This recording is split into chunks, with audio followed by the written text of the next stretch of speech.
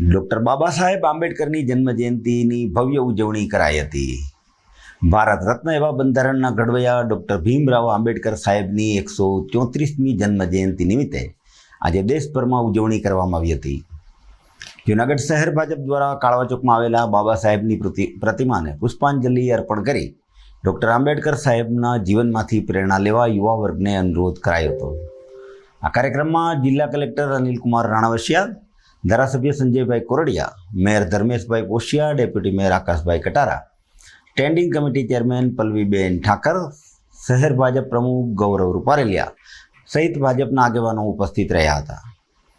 આ ઉપરાંત ભાજપ અનુસૂચિત જાતિ મોરચાના પ્રતિનિધિઓએ પણ પુષ્પાંજલિ કાર્યક્રમમાં ભાગ લઈ દલિતોના મસીહા એવા ડૉક્ટર બાબા સાહેબને યાદ કર્યા હતા.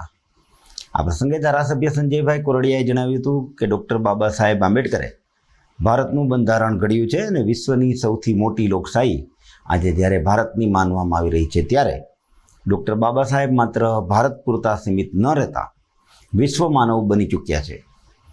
દલિત આગેવાન વિજયસિંહ વાળાએ પણ દલિત સમાજના ઉદ્ધાર માટે બાબા સાહેબે આપેલા યોગદાનને યાદ કર્યું હતું. પુષ્પાંજલિ અર્પણ કરી ભાજપ તેમજ સમાજના દરેક આગેવાનોએ બાબા સાહેબ અમર રહોના નારા લગાવ્યા હતા. ડૉક્ટર ભીમરાવ બાબા સાહેબ આંબેડકરની 134મી જન્મજયંતિ છે. ભારતીય જનતા પાર્ટી જૂનાગઢ મહાનગર દ્વારા અલગ અલગ વિવિધ કાર્યક્રમો દ્વારા આ જન્મજયંતિ ઉજવવામાં આવી છે. આપણે ગૌરવ સાથે કહી શકીએ કે વિશ્વની સૌથી મોટી લોકશાહીના પ્રણેતા હોય, એના રચેતા હોય, તો એ બંધારણના ઘડવૈયા હોય બાબા સાહેબ આંબેડકરે આ બંધારણને કર્યું છે. આ બંધારણ થકી આજે વિશ્વની સૌથી મોટી લોકશાહી ચાલી રહી છે. એટલે આજે એમના જન્મદિવસ નિમિત્તે ભારતીય જનતા પાર્ટીના તમામ કાર્યકરો દ્વારા અલગ અલગ વોર્ડોમાં, અલગ અલગ વિસ્તારમાં અલગ અલગ સેવાકીય કાર્યકર કરી અને એમની આજે સાચી યાદ, એમને સાચો આજે જન્મદિવસની એમને ભેટ આપવાનો પ્રયત્ન ભારતીય જનતા પાર્ટીના કાર્યકરો કરી રહ્યા છે.